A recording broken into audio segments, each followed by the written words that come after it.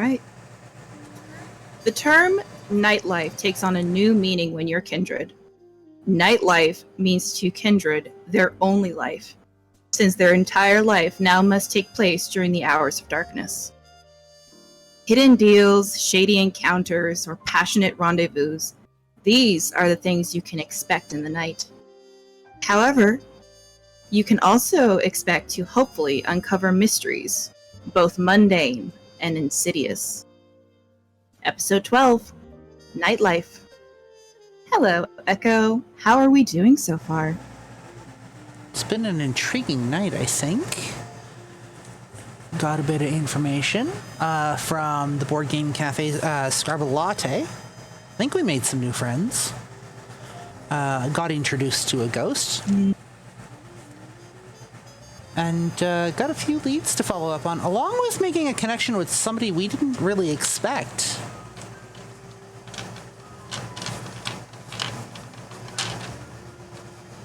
Are you referring to your mother? Indeed. Your mom, who is currently kind of acting as your chauffeur since you are still without a car, is driving you to your next destination, which is a place known as Nite Life, who, after doing a bit of research beforehand, you know has been a bit on the decline as far as nightclubs go. In the back of the car, Rose Shellwood is humming softly, while on her phone you think you might hear the vague sounds of some sort of mobile game, which is keeping her entertained. Soft music is playing in the car, as soft jazz, which you know is one of your mother's favorites. It is going to be not a long drive, but definitely enough to enjoy the calm atmosphere until your phone rings.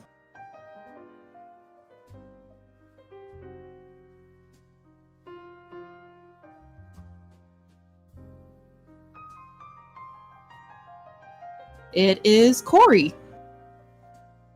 You see their face looking up at you from the photo you had taken of them, who had been mid-bite of an empanada, looking at you with wide eyes, cheese still in their mouth as they're eating. Phone up to my ear. Hit the answer call. Hello? Echo, I have a very, very, very, very serious question for you. What might that be? Is your apartment haunted? I think so? Yeah, why? I knew it! You hear a clatter as there's some sort of commotion. It sounds like she's rummaging through something as you hear Marisol pick up the phone. What's going on? With a long sigh. You now hear Marisol speak into the phone. Good evening, Echo. Hi. Our ward has discovered that they can possibly make a new friend. Yeah.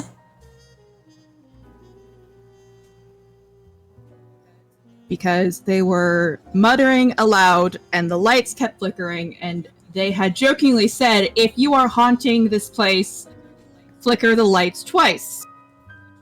Which then happened. Okay. They wanted to make sure they weren't going crazy, so they called you, and now it looks like... There's a long pause. Yep, they are currently holding a flashlight on the table and asking questions.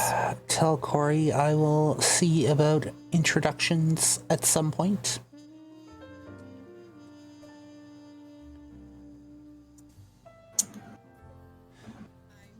I will endeavor to relay this message. However, if Corey would like more information, they can talk to Rhonda. I will see about that. Rhonda has been acting a bit odd. Oh, okay. How so?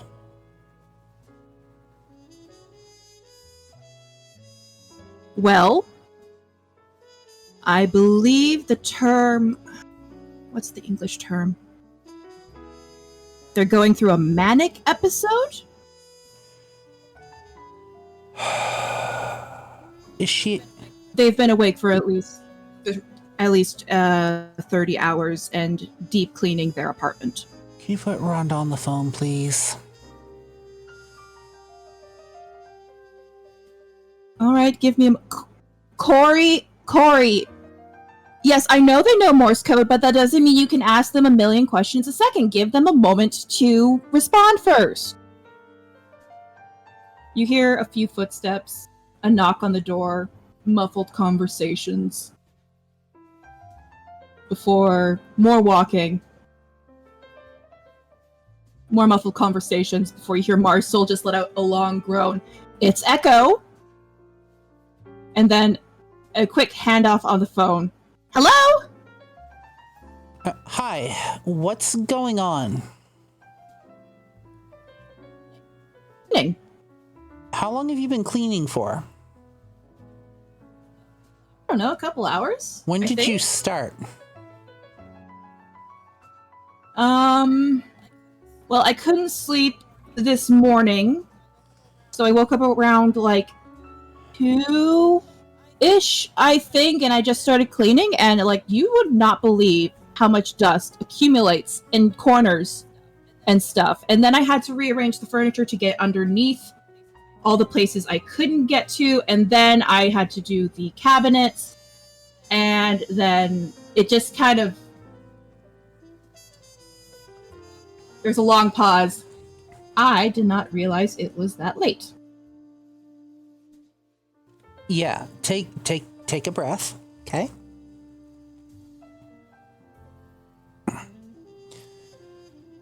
You need to look after yourself. I know things are rough. I know things are different.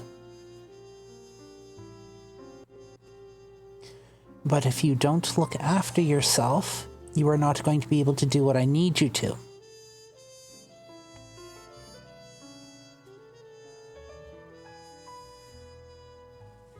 Okay. What are you feeling?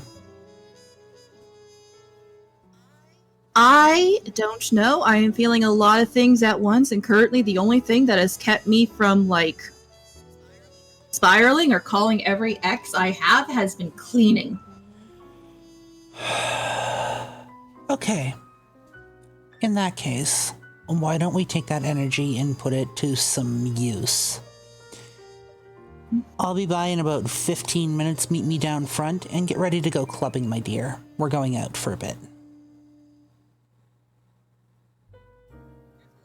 There's a long pause. And then Marisol speaks again. So she just handed the phone to me and ran to what I believe is her bedroom. Yeah.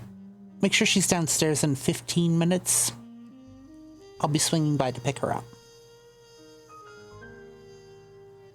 Very well. She sounds slightly distracted as she speaks to you. You hear soft rummaging. If I need to come upstairs, I will. I'll be in touch, okay? Yes, of Good. course. See you soon. Okay. Okay. Bye.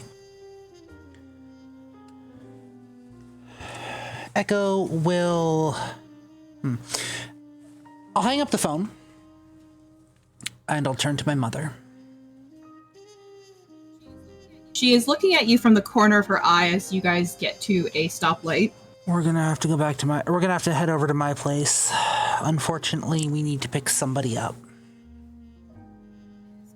Is everything all right? One of my charges is a little manic at the moment. Has some other issues going on. Maybe signs of a manic episode, might be signs of a withdrawal, I don't know. But since she's unable to sleep, and she is insistent on channeling that energy somehow, I figured it might be best if we put that energy to use.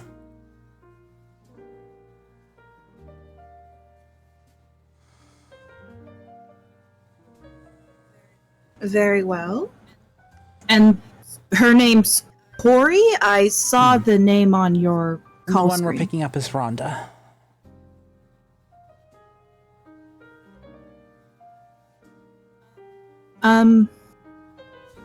She pauses for a long moment, sighing.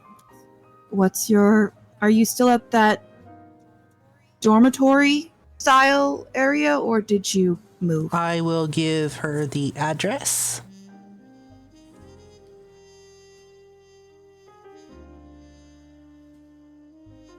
She nods and begins to drive to that area.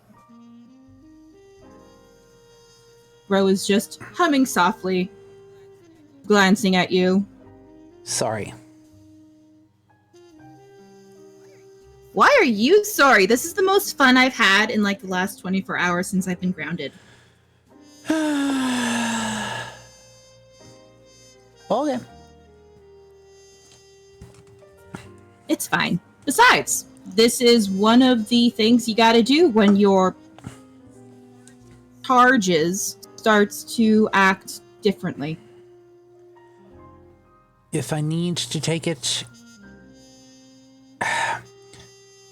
If I need to put my foot down, I will.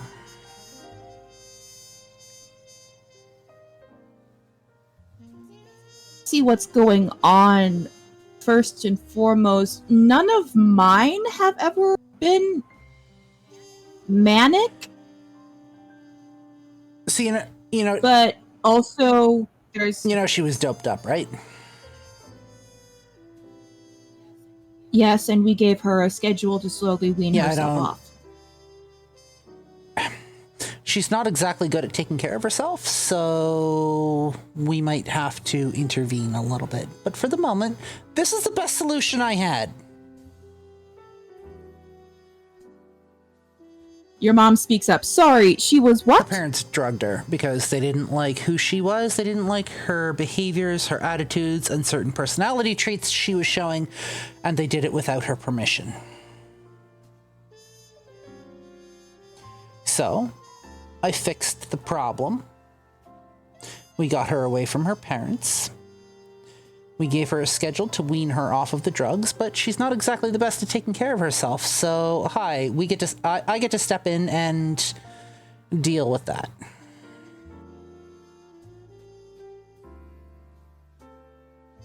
Mom had a thoughtful expression on her face. Did she know she was being drugged? She didn't. Her mother was doing it through like multivitamin gummies and would lace the gummies with the antipsychotics.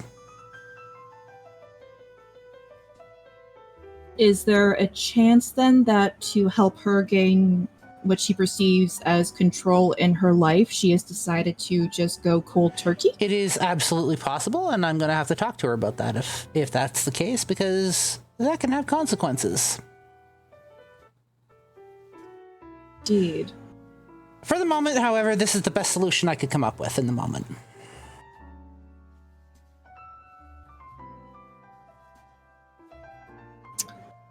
Well, if you need any advice or any resources, know I'm here. I might not have much sway in the medical community as much as your father does, but I do know a few people who can help with withdrawals. Appreciate that. We'll see what we can do. If it becomes an issue, I'll let you know. Either way, let's go pick her up, shall we? Okay, Bumblebee. As you drive there, you actually see there are 3 people out there. Rhonda, who is wearing nicer clothes and appears to be having a somewhat awkward conversation with Corey, who somehow found one of those little LED lanterns you got in case of power outages. And Corey is talking very rapidly, looking between Rhonda and the LED lantern, which appears to be flickering every once in a while, even though you know for a fact you put in new batteries after the last power outage and have not turned it on.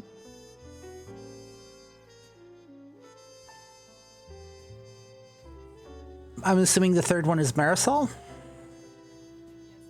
Yes, Marsal is standing slightly back, letting the two have a conversation, looking somewhere between amused and concerned. How many seats do we have in the car open at the moment? Let's see, your mother drives a newer Subaru that typically, legally, seats about 5. So you have 2 open seats. As the car pulls up, I'll roll down the window, just kind of lean out. So who all's coming?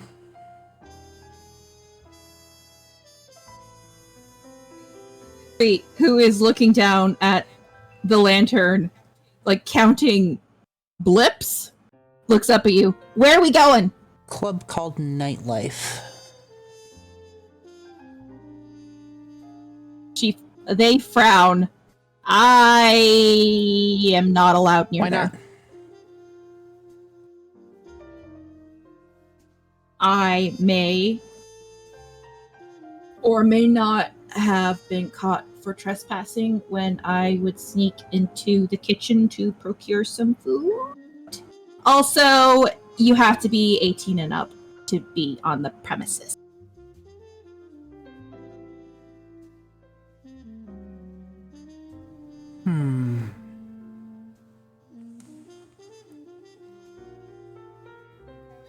Corey leans to the side to see who's driving, raises an eyebrow.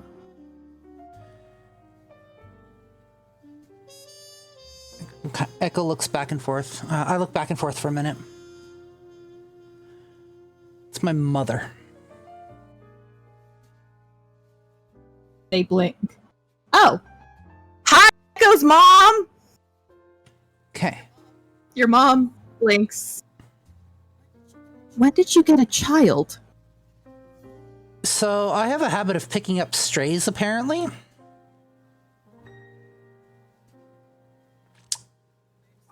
I am suddenly reminded of every stray cat I would find in your closet. Yeah, Corey was having a bit of a rough time, and I offered a place to sleep on the condition that schooling comes first.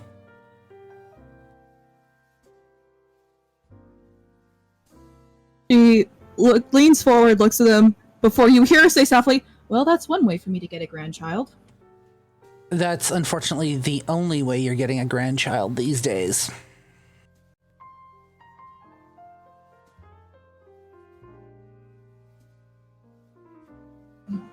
Your mom leans forward, looking at Corey. Okay. Seems to be making a mental note about something. All right. Anybody who's coming, hop on in.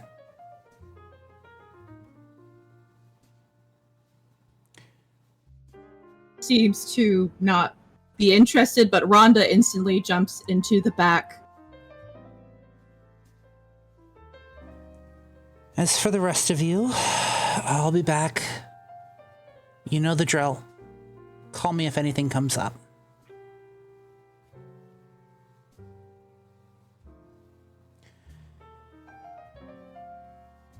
Let's go, driver.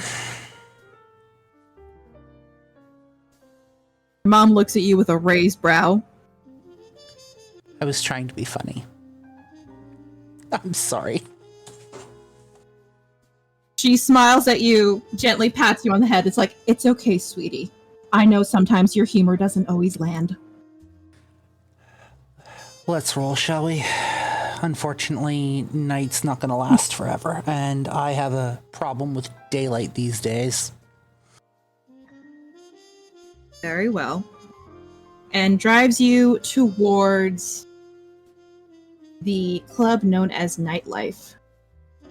As you get there, the first clues to the fact that this club is no longer on the up and up is the fact that even though it is a Saturday night, there are only a handful of cars filling the parking lot of this establishment. And there is no line to get in. Before we get out of the car, I will turn to Rhonda. We are here on official business. We are looking for information on one Macy Velour.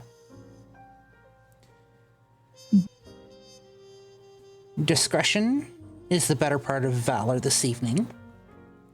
And try to keep a low profile. You're welcome to dance. You're welcome to cut loose if you want. Do not go with anybody that is not me. Don't talk to strangers that seem overly interested in you without you talking to them first. And for the love of God, watch your fucking drink. Because if I have to tear somebody's throat out tonight, we are going to have a bad night. I don't want to have to enact violence on your behalf. I wasn't planning on drinking anyway. I have a paper I gotta finish tomorrow, so.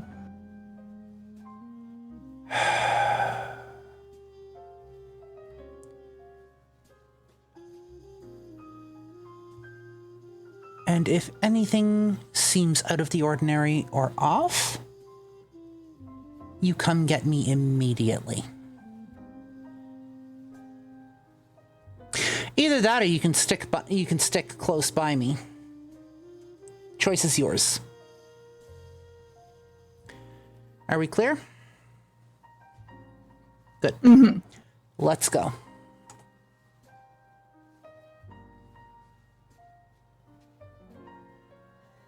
As you enter the establishment, a scene that should be bustling and full of energy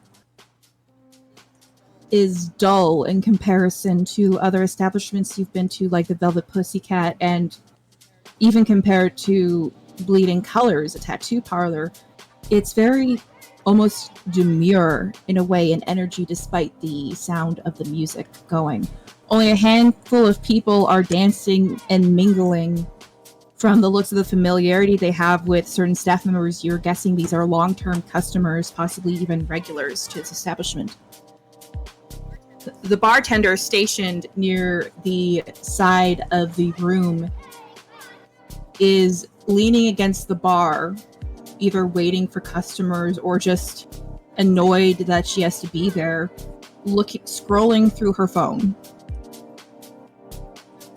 The bouncer lets you in, not bothering to check if you guys are of age, either because he clocks the fact that most of you are over the age of 21, or the fact that he honestly no longer cares. I'll look at the bouncer as we pass by. Just kind of give him a once over.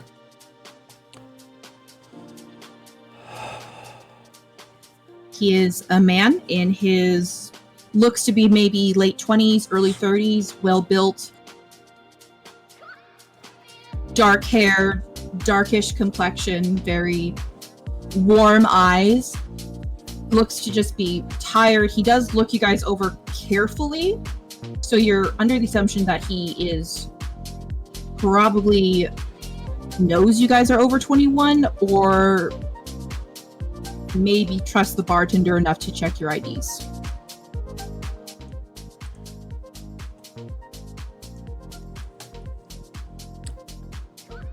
I'll wait for him to do his thing, head in through the door. He looks you guys over, allows your mom in without question, which is both a compliment and an insult, as you know, when we reach that certain age when we no longer need to get ID'd. Yep. He does, however, look at Ro with a raised eyebrow, because Ro is, once again, although not dressed in a childlike manner, in a very youthful manner, in her overalls with a crop top and her heels, just smiling up at him, her space buns on top of her head bouncing as she rocks back and forth, waiting to be let in. You have ID on you? She grins widely and goes into the front pocket of her overalls, pulls out what looks to be a driver's license, hands it to him, looks it over. What's your birth sign? Ro answers, Gemini. All right. He hands it back to her, and she puts it back into the front pocket of her overalls, allows you in without question, looks you over, gives you a slight nod as you three enter the building. What about Rhonda? Oh, right. Sorry, I forgot she was there.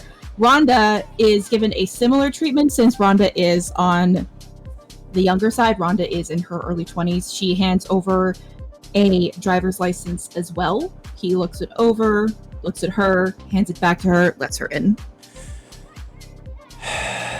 All right. See what you guys can do. I'll be at the bar for the moment. Flint. Ro suddenly links arms with Rhonda like, you and I are going dancing. And before Rhonda can, protest, Ro is dragging her to the dance floor. I will make my way over to the bar and look over, kind of make sure like I'm looking over the bottles in the back. Looking around to see what they got in the fridge. Look over at the bartender and back to the bottles for a second. The bartender who saw you walking up straightens up, puts her phone into her bra, has her hands on the bar supporting her as she looks you over and says, what can I get you? Oh, I was hoping maybe for a drink and possibly a chat. About? A patron from... a patron of, I think, regular of yours?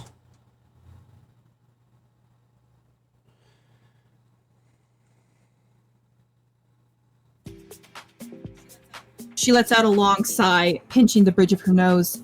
Is this about Mace? Yeah, before you ask, I ain't Jeremy. Dude's a dick. Never mind. Yes, it is.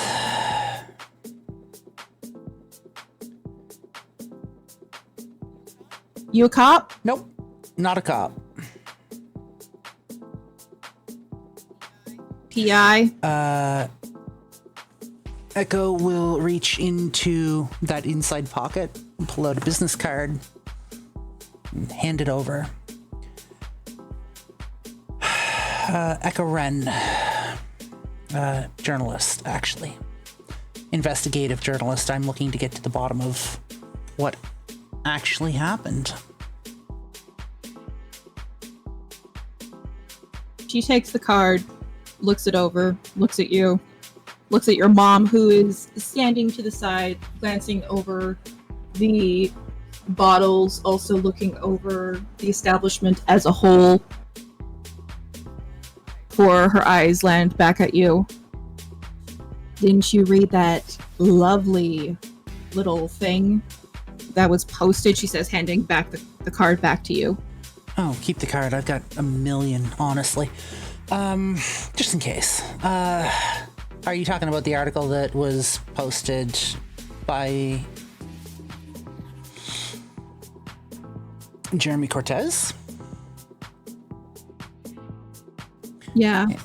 Also, all of the other friggin' reviews we've gotten since that thing happened. Yeah, I'm here to see if I can maybe possibly shed some actual light on what actually happened instead of that piece of fucking slop.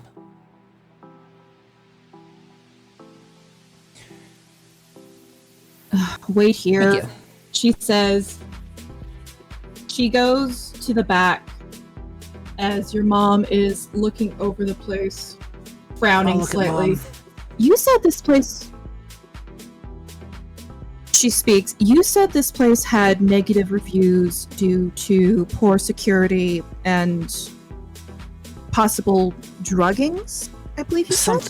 As well as bad food? Something like that. Apparently the drinks have gone downhill, the food's gone downhill, or something like that, but I'm not entirely convinced that the reviews aren't also attached to the negative press that they've gotten. Most of these bottles are top tier. Yeah. Which tells me This is sabotage. And possibly public mob, because as we know, people these days have no chill. People these days will jump on any bandwagon they are told to because the masses follow what they are told to do. It's extremely easy to form a torch and pitchfork mob over social media these days. Wouldn't you say? Yes, your father has dealt with a few of those. Luckily, he had me to deal with it. Not that he will for much longer. She says as she brings out her own phone, starts typing something into it. You seem pretty interested in this place. Tell me, what are your thoughts? Well, I'm no longer the young chicken I was, so I don't exactly go clubbing often. However, my assistants did mention coming here quite often before the scandal started happening. And if I recall, he had nothing but kind things to say about this establishment. So, herein lies a thought. Do you think this place can be turned around? Potentially. However, it also depends on what is happening, because depending on how bad the press is and what's going on within the building will depend ultimately on if it can even be bought or just demolished entirely. Well, here's the thing. I have a couple of contacts. I might be able to do something about the press, about kind of the way people look at this. I don't have the biggest following, but I know a couple of people who might be able to pull some strings and some weight. I've managed to develop a few contacts. I want to know what your thought is about this place altogether, though, like overall. She turns around to actually look over the building. Look at... You still there? Yeah, I'm here. Okay, sorry, the Discord is acting up again. Yep. You know how it is. She turns around to look over the building using that critical eye you know oh so well. Your mother has always been very detail-orientated when it comes to hosting events, looking at venues. The fine details that people might not notice unless they're not there. It's got good bones, high ceilings. Looks like they recently updated the security. I think I remembered Austin, my assistant, mentioning that it was updated 2-3 months ago, I believe. They had to close down for a bit because of it, and they also did renovations on the kitchen. Okay. She looks around. It has good bones. It has potential. It might just be because of the bad press, but I'm not sensing danger here. At least not in the way that all of these reviews have, she says. And you notice that she actually has, she alternates between Yelp, Google reviews, and a few others. You've seen her do this multiple times when researching possible venues.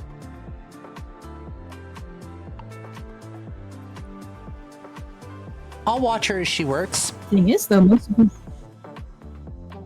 she frowns looking over some things, keeps shifting back and forth. So first of all, most of these reviews aren't made from bots from the looks of it, and most of them are from people who have actually been reviewing things for multiple times. And most of these negative reviews aren't from trolls, it seems, because they have both equal negative, neutral, and positive reviews on different establishments. So if this is sabotage, it is very well orchestrated, and Reviews like that can also be very well paid, but on top of that, they can also be fixed.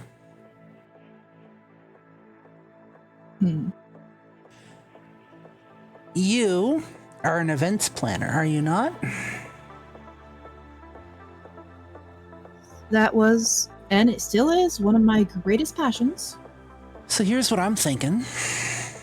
We need a place to host events, yes? Because I currently don't have the space at the moment. We need a place that's ours.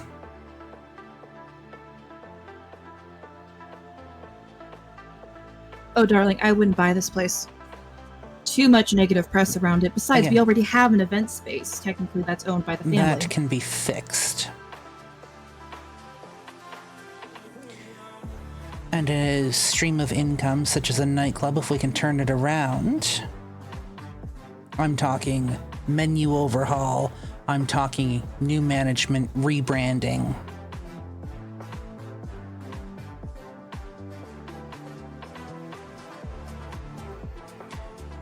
I'm talking a complete transformation. And a swift hand to deal with any trouble that might set foot in here. Strict enforcement. Exclusivity.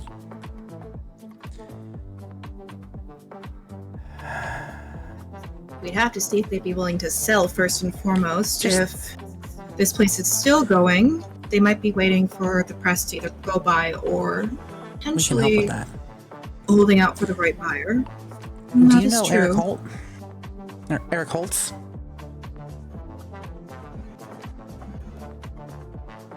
I'm guessing you mean Eric Hoffman? Eric Hoffman, yes. Eric. Your mother has a good memory, as she says, without skipping a beat. Yes, he's your ex-boss, Correct. I suppose? I have an in with him at the moment. I might be able to get him to pull some strings and maybe sweep some of the bad press under the rug.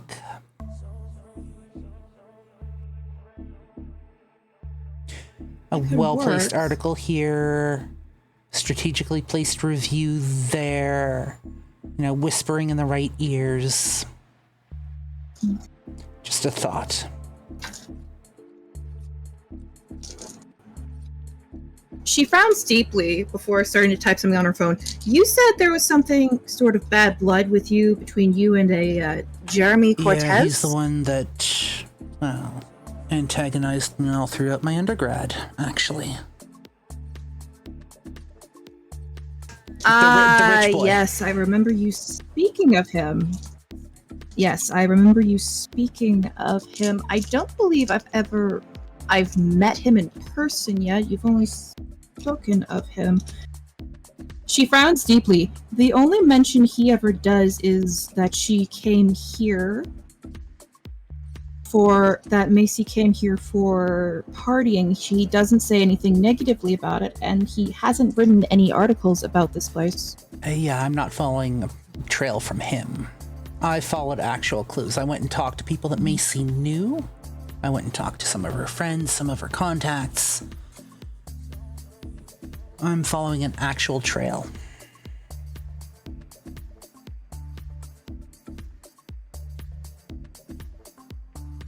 I've noticed you're very good at what you do. Oh, not yet, I'm not. But watch me work, and then make that call once we're done.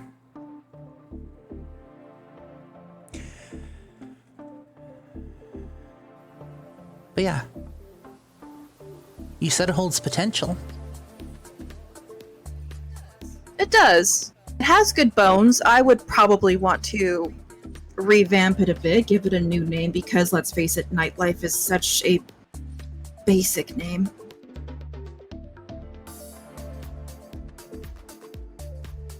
Something to chew on. Something to consider. I'll have Austin do a review to see how much the building is worth versus the bad press and see if potentially it could be bought. Provided the owner is willing to sell, that is, which I think we might be speaking with soon, she says, as a man in a suit walks up. He looks tired. He's wearing a black suit with a black shirt underneath, unbuttoned the first few buttons up top. He has dark hair, a somewhat tanned complexion, looks to be maybe in his mid-40s, as He walks up, looking at you both as I post the photo in the side chat. As he does, I'm just going to quickly tap into my heightened senses. I'm going to listen for a heartbeat.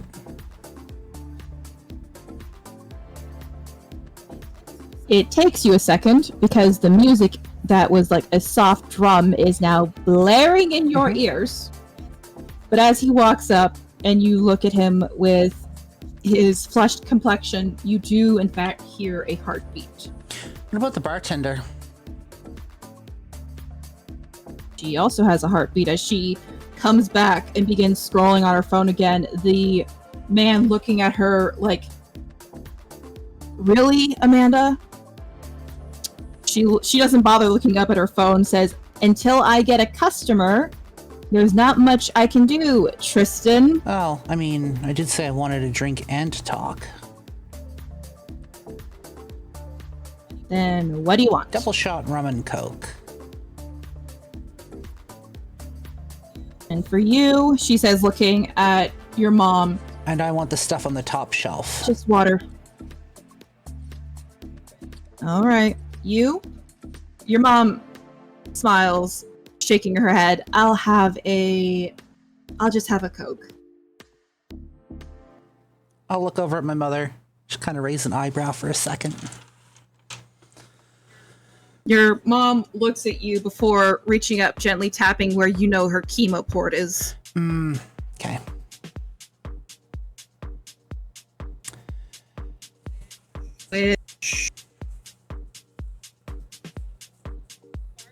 The bartender spots, blinks slowly, looks at her.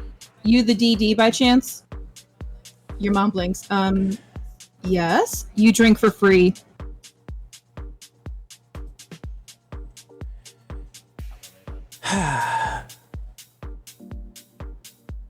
Echo's just gonna like... She drinks for free. I get that. Echo's The gonna turn to the man in the suit and is literally just gonna stand there, like, staring at him. Not staring, but like looking, just watching.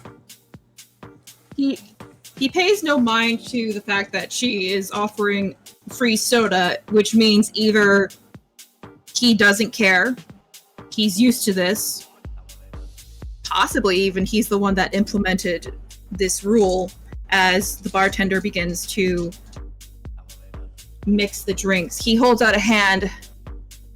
Tristan Remillard. I'm the owner of this establishment. Echo will reach into a pocket again, pull out a business card, pass it over, take his hand, shake it. Echo Wren.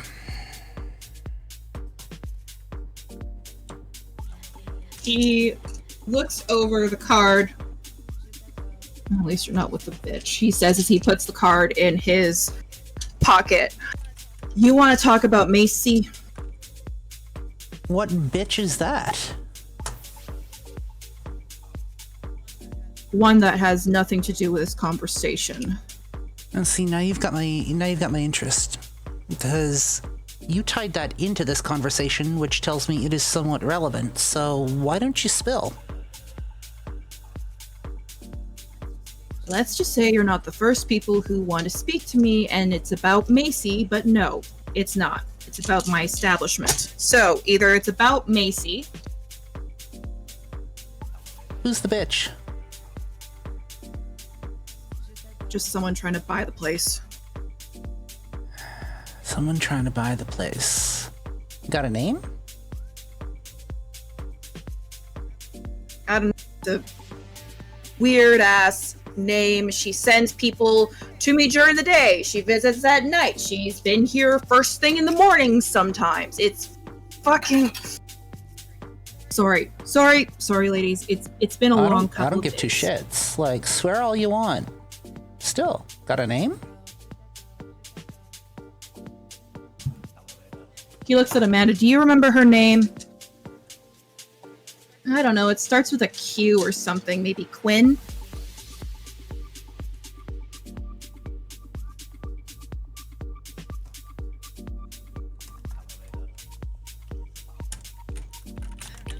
I don't know. She has like brownish hair.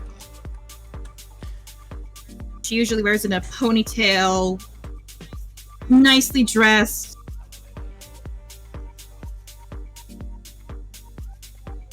No, wait. That's one of the assistants.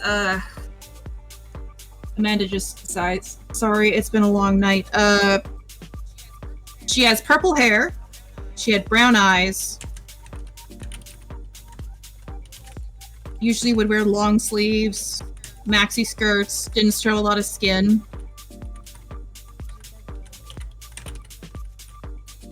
Really pale, like girl, you need to see some sunlight kind of pale.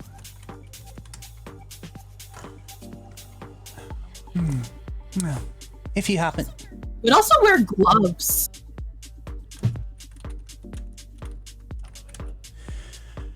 If you happen to remember her name, I'd be interested in acquiring that. That being said, that's not why I'm here, but thank you for entertaining me for a moment. I was wondering if you might have a place, you might have an office we can talk in. I'll ask as I look over at Tristan. Yeah, my office is in the back. Amanda, have the drinks be on me. I snapped at them for no reason. Just put it on my tab for the night. Sure, I'll add it to the tab of like the 13 water bottles you ask.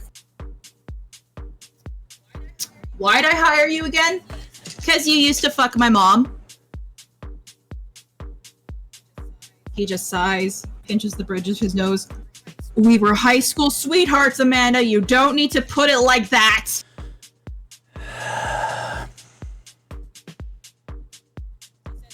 He says as he takes you to the back room, muttering something about millennials and their crass nature.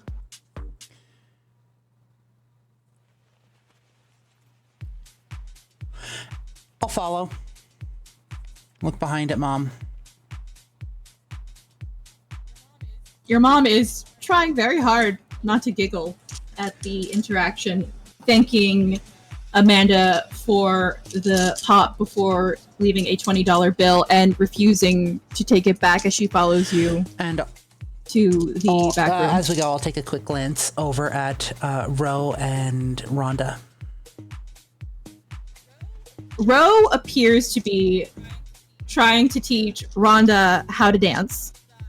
By that, I mean, it doesn't appear to be club dancing. She is actually showing Rhonda how to waltz to this, and Rhonda is struggling, but also is smiling very brightly as Ro is taking lead, and actually there are several people who are actually smiling and seem to be following this very weird trend that Ro is starting. And I'll follow back into the office. Tristan's office has a door, which appears to be always open due to the fact that the doorstop is practically jammed in so tightly that the only way you can get it out is to kick it off. He has a desk that is made from IKEA furniture. Most of the furniture in here looks to be stuff you could get at IKEA or a secondhand store. It appears most of the nicer furniture is in the club itself. He sits down at his desk chair, the only thing that seems to be newer, and gestures to the two chairs in front of his desk like, please have a seat. I will take a seat.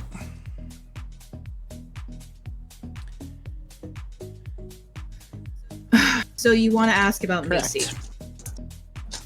There's some shit that happened here not too long ago. Apparently, as you're well aware. What can you tell me about the events of that night? Well, to start off with, it was like any other night. It was a Friday. Business? We... Good as it can be. We were bustling. Things were going very well. Macy, I checked the security footage already. Macy arrived with a bunch of her sorority sisters, who were... Most of them were already pre-gamed. Amanda was working that night. She knows the drill about making sure the DD only gets soda or water and that it is free. Because at the very least, those people are smart. Then apparently there was some kind of commotion in the bathroom. And before I could handle it, Macy was guiding the girl out of the bathroom. She said she told me as we walked by that she was going to take the person to the hospital because unfortunately we're further away and it's sometimes faster to drive there than it is to wait for an ambulance. You say business was as good as it can be. Does that mean it was booming? It was good for like what I see now, or? No. Business has been ridiculously slow this week since those reviews started happening on Sunday. When was your friend in to look at the bar to look at the nightclub last? Friend? Sorry, the person who's been trying to buy the club. Oh, her. You said she's been pretty insistent. When was she by last? Well, she started arriving on the Monday, asking me if I was interested in selling the bar with the bad press that happened with it being revealed that Macy was here last.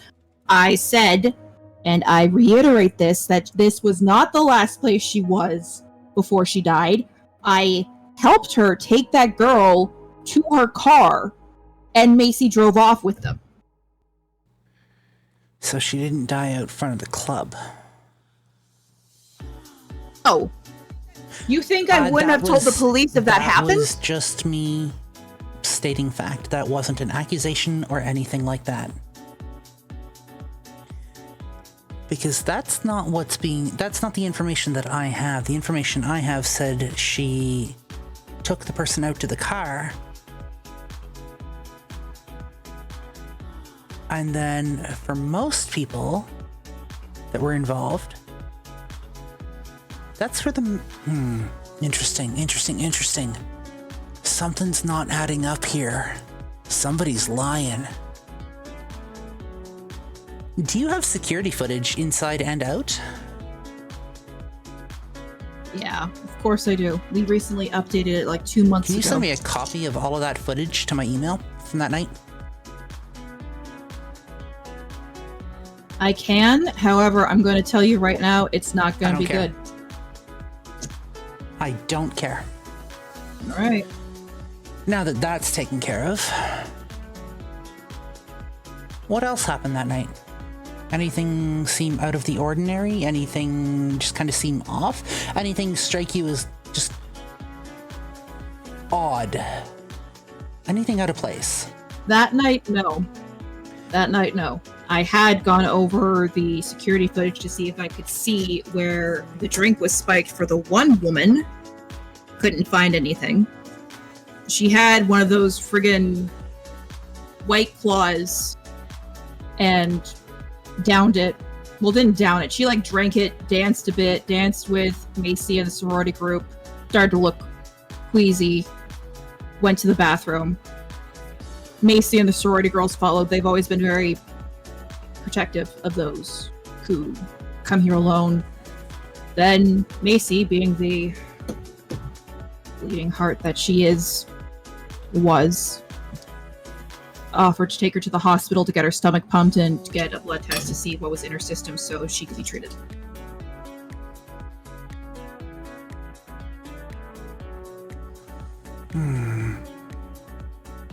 What about, I guess, the week before? Anything strike you as odd or off? No, everything was fine. I mean, don't get me wrong, we get like the odd, oh, I have hair in my food, or oh, this drink tastes watered down. You know, the basic bullshit people do when they try to get like free drinks, free food. I get that. It comes with the territory. And you say your troubles started after the review bombs.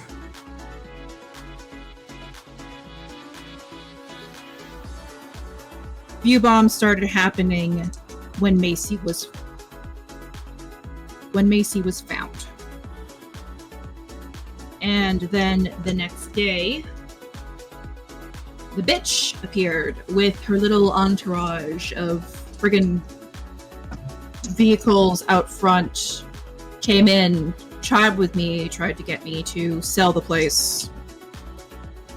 Or at least convince me to dine over. Fascinating.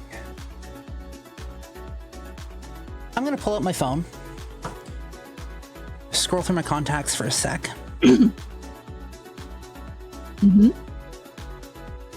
And pull up Chris's information. Open a text message. Okay.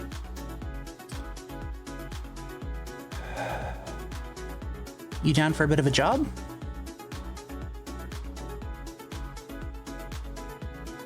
It takes him a few moments to reply before he sends you a gif of a little cartoon dog that says reporting for duty with a little army hat on its head. What's Eric got you doing at the moment?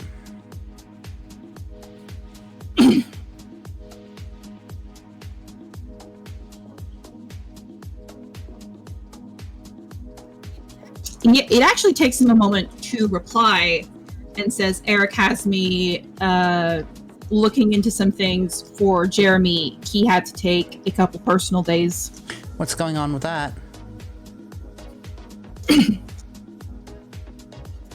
He types something out and says, not sure. He cited family emergency. What are you looking into?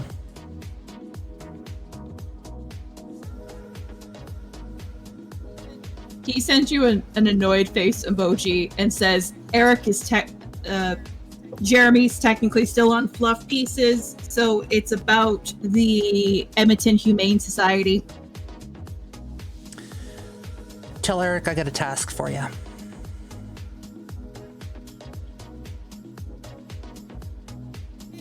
Okay, he going to be mad. He can be mad at all he wants. You can tell him to come yell at me. If he has an issue, he can take it up with me. He doesn't need to take it out with you. He knows our arrangement. Okay, what am I looking into? You know a club called Nite Life? Question mark, question mark.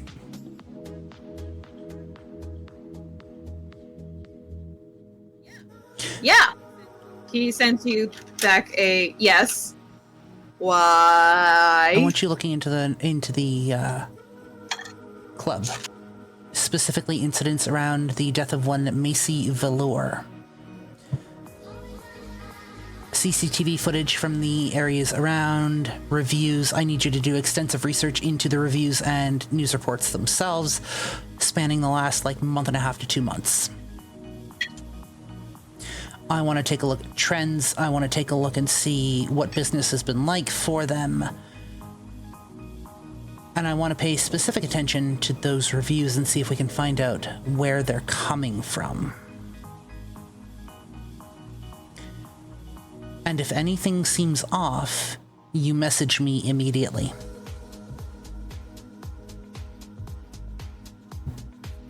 He sends you a saluting emoji and is like, you got it, boss. I also want you to stake the place out. If you can. Just watch it. Pose as a regular.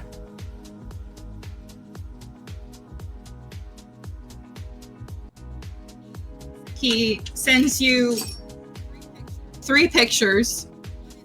One is of a medium rare steak, one is of a wooden steak, and one is of 2 police officers in a car with the phrase "stake out." Yeah, this is an assignment. I have thoughts, but... You clear on your task?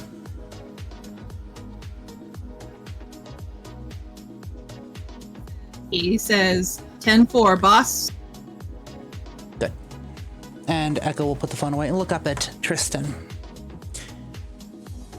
So you're having a bit of trouble. You've done something for me. I'm gonna do something for you in return. I want to help you repair the reputation of this place. There's going to be some work done. I'm going to need to... It's going to take a bit of time. But I'm sure we can fix this place. But I would like to potentially...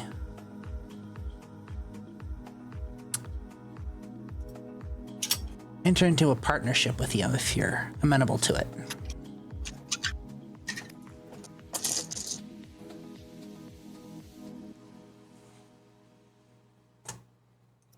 I don't want to buy the club.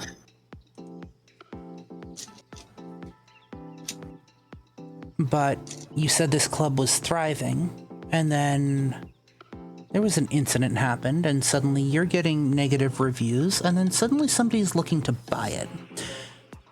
I want to lure them in, and I want to see who that is.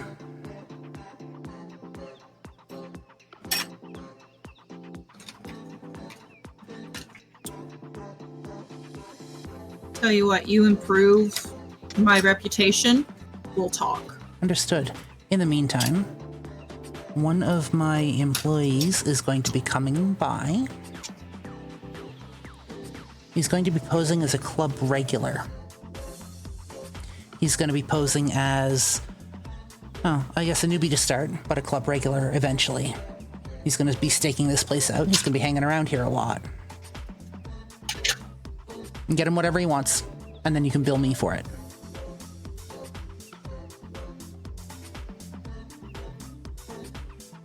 I will pay for all of his drinks, all of his food.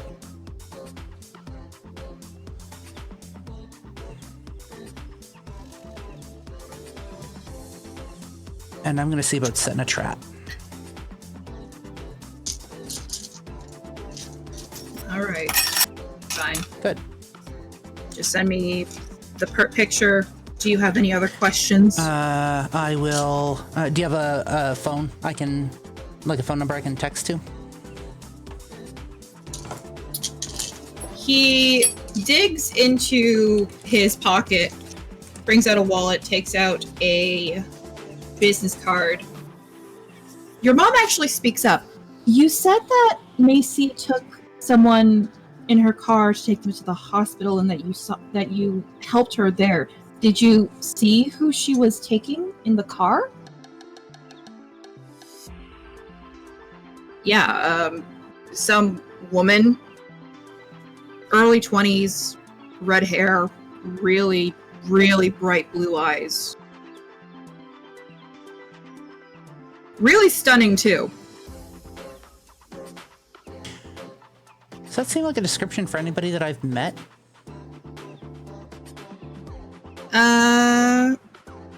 Roll me a... We'll go with Wit's history. History does not exist on the character sheet. What would be a roll for remembering things? Awareness, academics, insight if the situation's right. We'll go with awareness. One moment.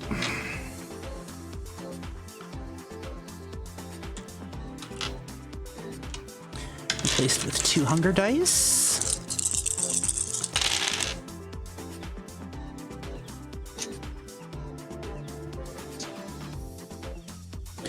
That's 5 successes. If it, however, fails, I have a 1 on a hunger dice. Well, you did not fail. Yes, this sounds eerily familiar. Who?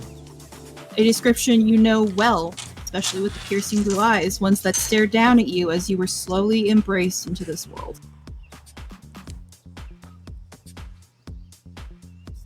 Your sire. Echo is going to take a moment and just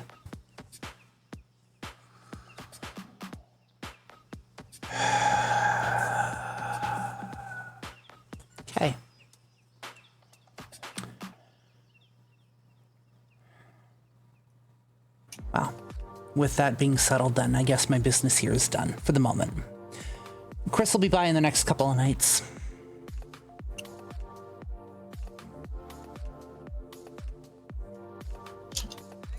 Okay. Good to know. And he of age? Yes. Okay. And I will fire off a photo of Chris to Tristan's phone. He gets it, no issue. Nods his head. All right, I'll show this to Amanda. We'll be in touch. And with that, Echo will get up and walk out of the office. Your mom follows you out. She actually links arms with you, leaning in close. I know that expression. What's going on? We'll talk in the car. This is not the place. You never know who's listening. Right. Let's go Very collect well. Ro and Rhonda.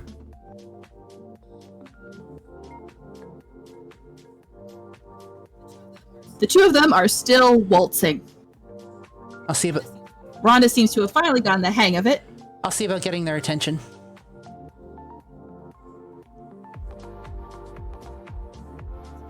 It's Rhonda that seems to notice you first, stopping. However, the sudden stop causes Ro to stumble slightly, and they both fall to the ground.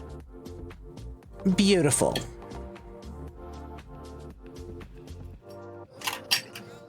Ro is giggling, though, and says, "And that's why you don't suddenly stop." We're good to go.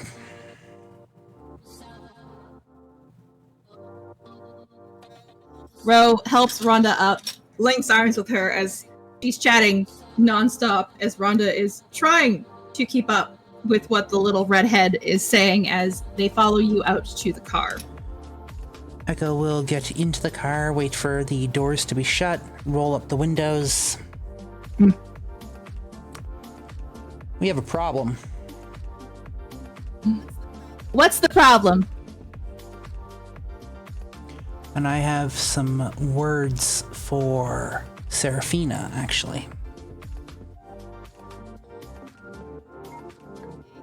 Okay, but what's the problem? So, Ro, you remember the night I got my fangs?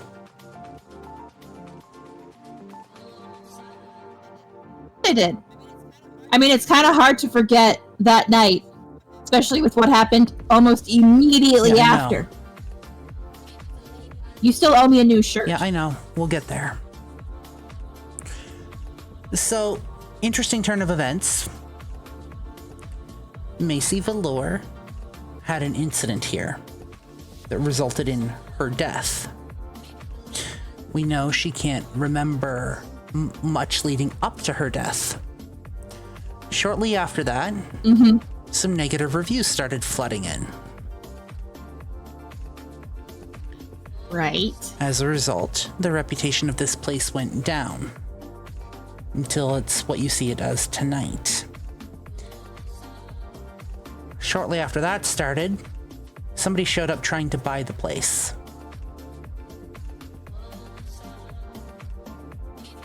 Wait, someone's trying to buy it? Yep. Who? Echo will turn around in the front seat and look pointedly at Ro. Who else was there the night I was turned?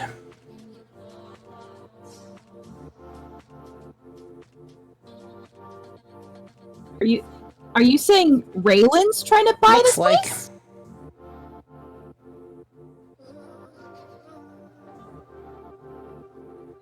So I'm going to take a step back and tell you that the description you got about the woman trying to buy this place and Raylan are two very different descriptions. Okay, let me back up a bit. Sorry.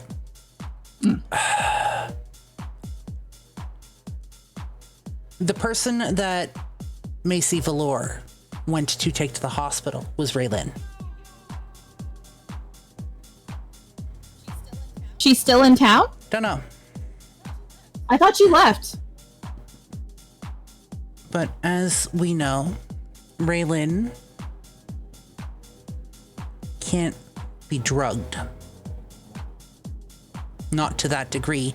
Not to the point of needing medical attention, which means she was putting on a show.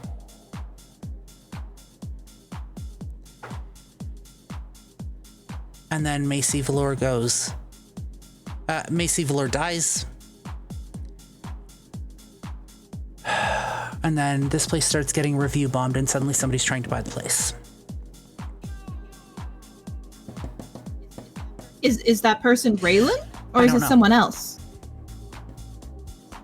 What do we know? We know that Raylan was here the night Macy Velour died, and Macy tried to take her to the hospital after a suspected spiked drink. Which, as we know, wouldn't affect kindred. Well, wouldn't affect vampires.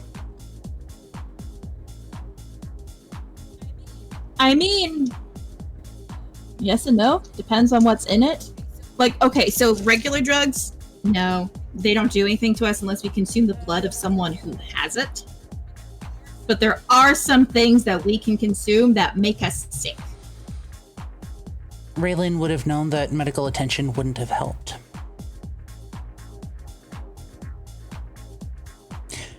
And yet, did nothing to dissuade them, as far as we are aware, from taking her to the hospital. It also was brought to my attention tonight that Macy didn't die outside the club, like we were told. So I just need to make a quick fixer-upper. The description was green eyes, not blue eyes. Okay. So both Raylan does have green eyes, though, so it's fine. I was looking at a picture, but yes. Macy didn't die outside of the club. She died somewhere else. Somebody's lying. Mm-hmm.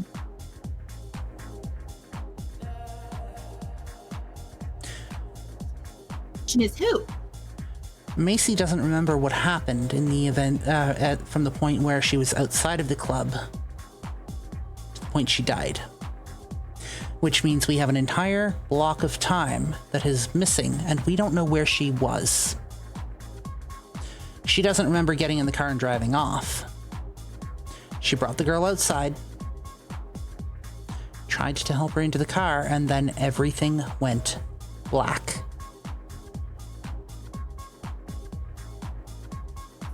Tom speaks up. Tristan did say that she drove off, yes. Though. Which means she may have not been in control of her faculties.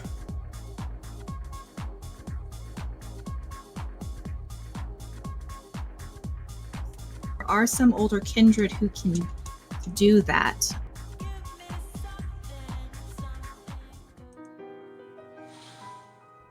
My sire can actually convince someone to do very complex things just by looking at her eyes.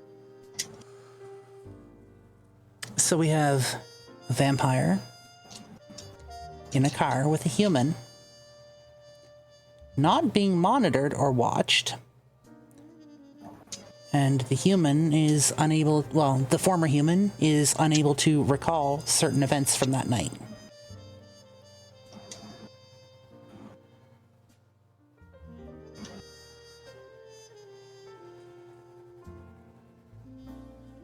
And now somebody's trying to buy the place. And I don't think those two are unrelated. I really don't. I'm sorry. My gut tells me those two are related. Well, who's trying to... Did you get a name for who's trying to buy the place? Or like a description or something? I will give the description that I was given. The person that was in trying to buy the place. Purple hair, brown eyes, long sleeves, wears maxi skirts, doesn't really show a lot of skin, really pale, wears gloves. Okay, good job, Ro. The more you're describing this, Ro is like thinking it over before her eyes suddenly widen, and she's like, "Oh no. Oh no, oh no, oh no, oh no, no, no, no. We can't, we're not getting involved in this. I as your elder, I am vetoing this right now." Is it? Okay. So I haven't met her personally. I do know who she's associated with.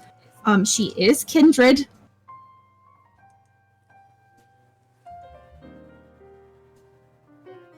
Her name's Quilla.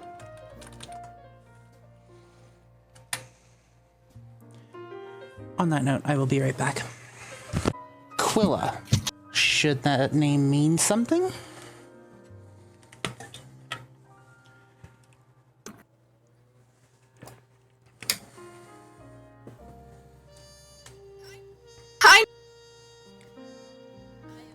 I have realized I have failed you as your vampire mentor. So you know how typically everyone seems to be like their own free agent, doing whatever the fuck they want and like doing things for their own. Mm-hmm. Okay, so technically speaking, there are factions among us, and I'm not just talking like. She pauses, looking at your mom.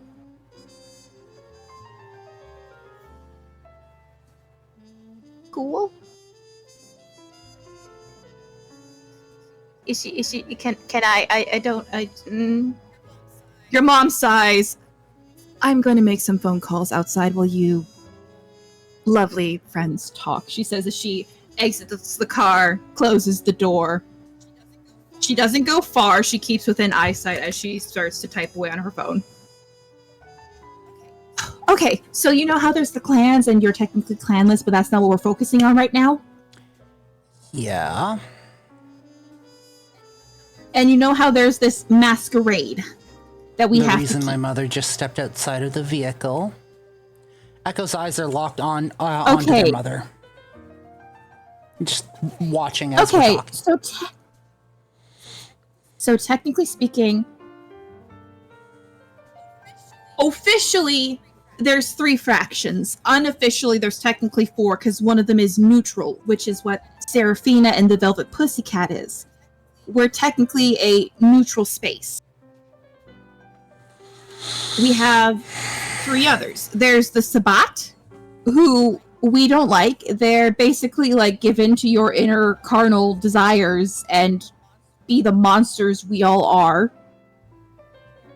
They're not good people or kindred. There's the Anarchs, technically referred to as the Anarch Free State, who believes that yes, we need to keep up the masquerade, but we should all be basically in charge of our own bodily autonomy and basically don't be a dick to one another, and the rules change from like barony to barony. And then you have the Camarilla, who is the oldest faction. They are Game of Thrones without all the incest. Politics. Got it. Yes. So technically, Edmonton has what is called a prince. She's in charge of Edmonton and technically all the kindred, which means technically we should really present you to her eventually, because otherwise the longer you don't do that, the more pissed off she'll get, and she is not a woman you want to piss off, but we will deal with that at a later date. Willa is, once again, I haven't met her. I think she is basically either her harpy or like one of her close-knit associates. So we have my sire here faking a drug overdose. And somebody very closely associated with this so-called prince suddenly trying to snap up the exact same club that these events happened at after the place was review bombed. Am I getting that right?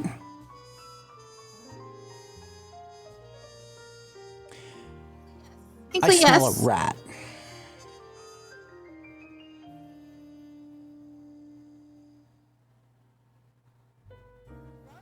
Rhonda speaks up, looking at you. Wait, but is Raylan a part of this Camarilla? I have no clue. I can actually answer this. I think I'm not 100% sure, but since she's associated with Seraphina, I think she's actually a part of the neutral party.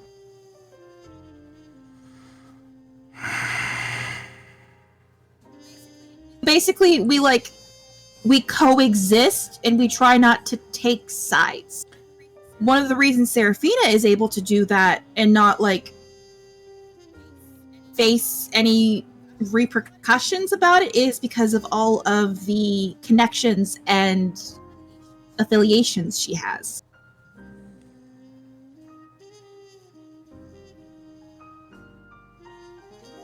And technically you're under that protection as well, which is probably why you haven't been summoned to see the prince yet. I have no interest in politics. Don't like it.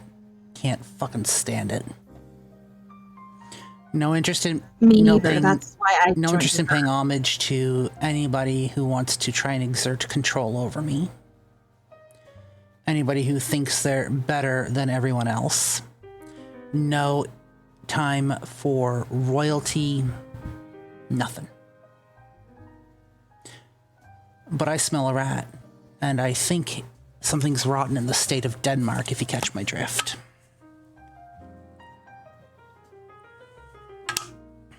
So the question is... I might Go ahead, sorry. I might get that reference, but I'm going to agree. It's a Hamlet reference. Right! Thought I did. It's been a while since I've read his work. Apparently he was quite tasty. Which begs the question, where do we go from here? Because we still have a chunk of time, the case that I'm on at the moment with Macy Velour, where we don't know, we know she drove away, but we don't know where she ended up. And we also know she wasn't in control of herself because she can't fucking remember anything just before leaving this place. So where do we go from here? Car been found? Well, has her car been found? I'll take out my phone and I'll do a quick search. It has not. No.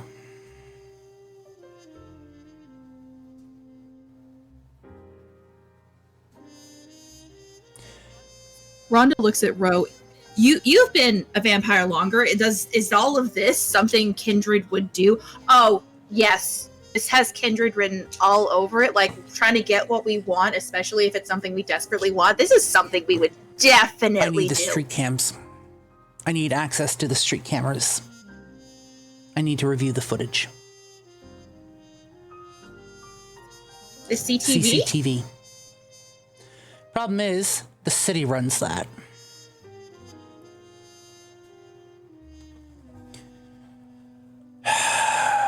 Ro. Are you still looking at your mom, or are you looking at Ro? I'm watching my mother.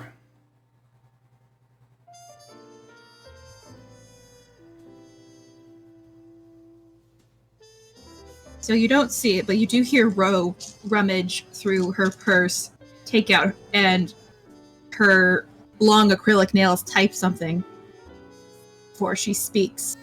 Hi, Reggie! I need a favor. Yeah, I know I owe you a few favors, but I need another one, please. Yeah, so I need the CTV footage from the night of last Friday between the hours of 9 to say 2 o'clock. This and I'm gonna give a description of Macy's car. Location specifically outside of Nite Life, following this vehicle. Yeah, did you get that? So what would this? Oh, so what kind of how big of a favor is this? Don't take that on yourself. Let me deal with that.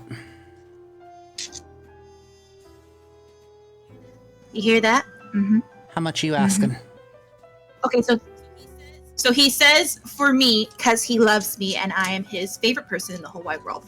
Mine's a trivial favor. He will ask for a small boon from you. Because apparently this is, a minor boon, because he says this is basically a walk in the park for him. Your call. Thank you, Reggie. And we just basically need to know where the car ended up. And if you find out where it is, and if you could possibly maybe procure that car with your awesome super duper network, I would love you forever, and all of your drinks will be on me for the next year. Okay, how long is that going to take? Perfect. Thank you, Reggie. Love you. She hangs up the phone. I love Reggie. So I owe him a minor boon? Oh, yeah, he's great with all technology. He actually helped me and Charlie set up our cell phones and stuff. And he was like this, I think he called it a hacktivist before he was embraced. How long is it going to take? Oh, he said it should take him, like, depending on how far the car goes, anywhere between 30 minutes to an hour. So what do we do in the meantime? Well, maybe invite your mom back in the car. I'll knock on the window. Get her attention. Your mom seems to be on the phone speaking with someone, sees it, quickly wraps up the phone call before re-entering the car. She pauses. Can I say ladies or no? For me, depends on context. Folks works. People work. Oh. Okay. Did you folks have a lovely chat? We had a chat.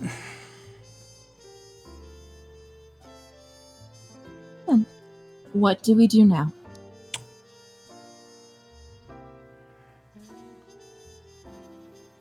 What time is it? Let's see. It is relatively early in the night because it is a new night. I'm going to say it is roughly 1 o'clock in the morning. Anything else we want to look into? Well, there's not a lot we can do until we figure out where the car ended up. And so let's say, for example, it ended up in a junkyard. We won't be able to go in until it opens. And typically, they don't open until the lights are out. Meaning, we got to send somebody else. You won't be able to. I can.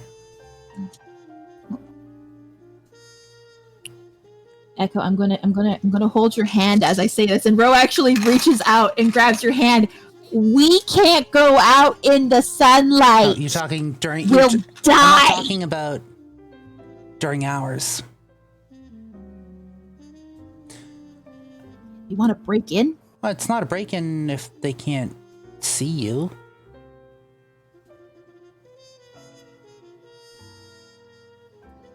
I mean, yeah, that's fair. They gotta prove it. They gotta prove it True, first. True.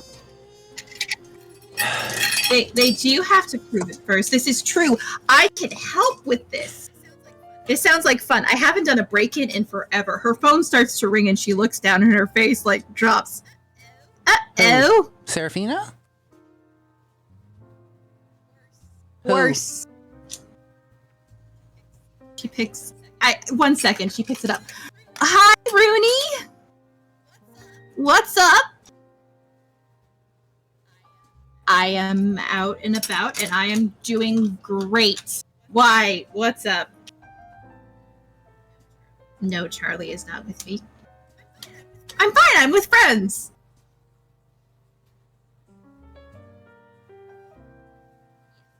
Yeah. Great. Awesome. Yes, I'm fine. Okay. Yep.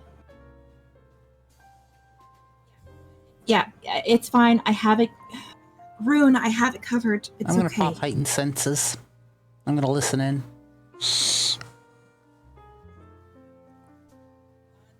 On the other end of the line, you do hear a woman. She speaks with a slight accent.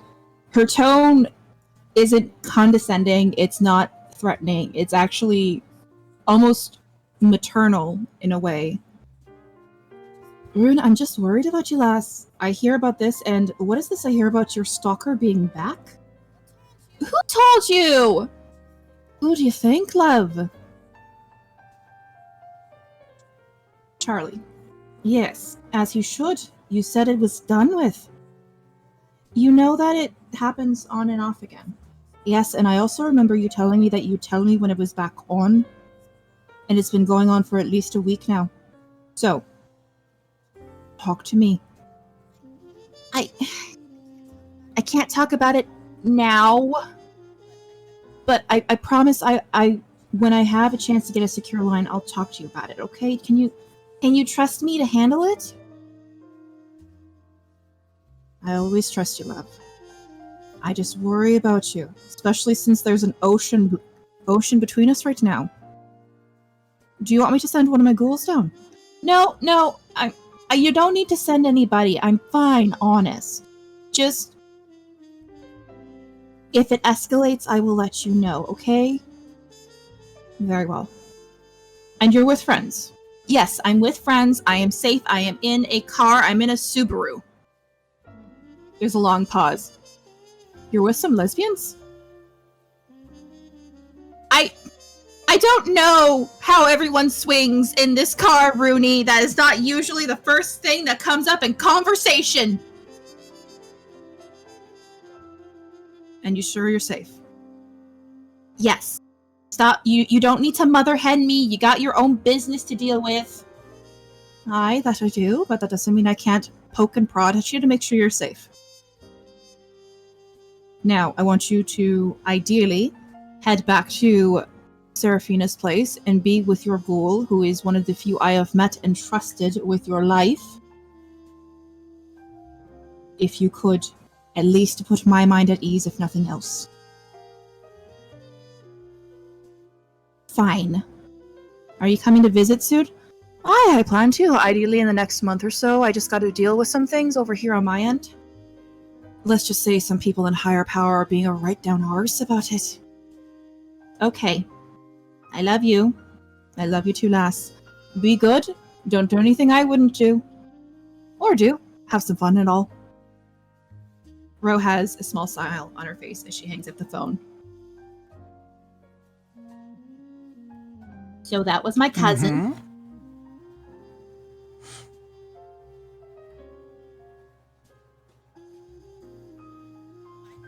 I may or may not have had an agreement with her that I wouldn't go out and about unless I had certain people with me, but I got so excited about going out, I might have forgotten about that. And so Charlie may or may not have tattled on me.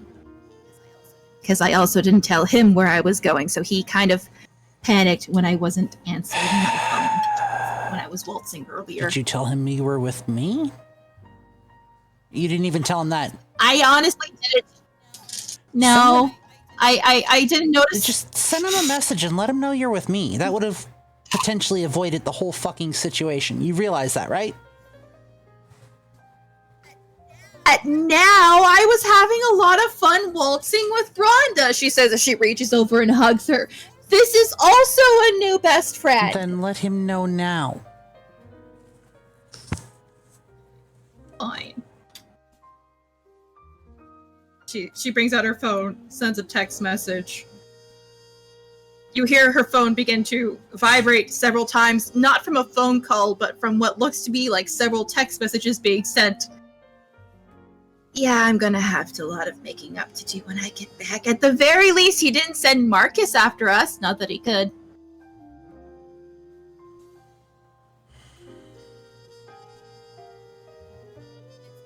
It's fine. It's my fault. I should have been more clear with the communications and stuff, and sometimes they get overprotective. It's okay. All that aside, what do we do for the next little bit? Well, your mom speaks up as she buckles in. It sounds like someone needs to get back home to their friend? Ro blinks. My Charlie! To her Charlie. We can start driving there to at least buy some time. Well, I'm guessing we're waiting for something? Yeah, we're waiting to hear from Reggie. We're waiting to hear about information from the car. We have somebody looking through city CCTV to find out where the car went. You know someone who can get into CTV? I know somebody who can. Let's go, I guess. I got nothing else. All right, then. You begin to drive back. It's a relatively slow drive. You can't tell if it's because your mom is starting to get a little bit tired or if she's trying to buy some time while you wait for the call from Reggie. But just as you pull up to the opening of Seraphina's establishment, Ro gets a text message, and she opens it up. Okay, good news. It's not in the middle of a lake. Where is it? Apparently, it was abandoned in it was surrendered to a scrapyard near Old Town. Do we know who surrendered it?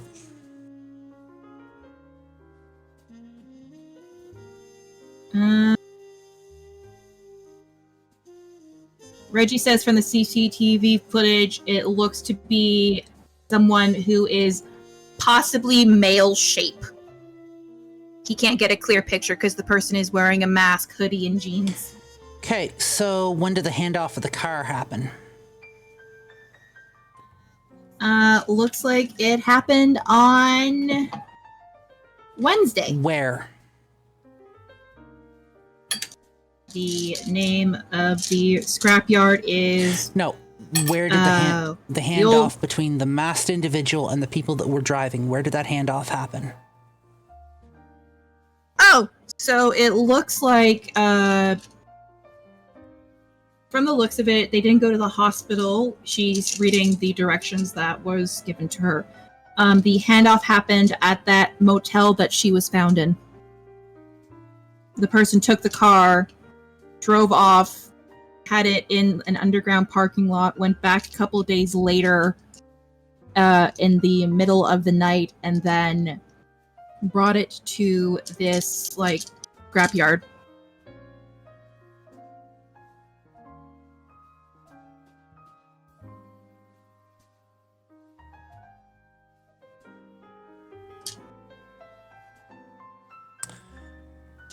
Then the next place we go is the motel, it looks like.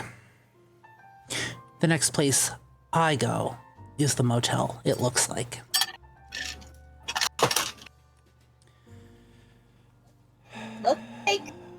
As the car pulls up and stops, Echo will turn around and look back. Have a good night, Ro. Thank you for your help. Thanks. Sorry that you got pulled into some, like, family drama. You kidding? This shit's what I live for. Family drama? Well, I mean, the shit that we're investigating now. Go let Charlie know that you're okay. That you were with me. You were helping me out with a quick favor. He knows who I am. I know. Tell him I said hi. It's and fine. His next coffee's on me. I will. He'll become his favorite person with that, you know. She says as she exits the car, be safe. Oh. Call somebody for backup, because no offense to these two, but I don't think any of you are guys gonna be good if there's a fight. Not that there should be, but you never know. I'm not gonna put anybody else in danger.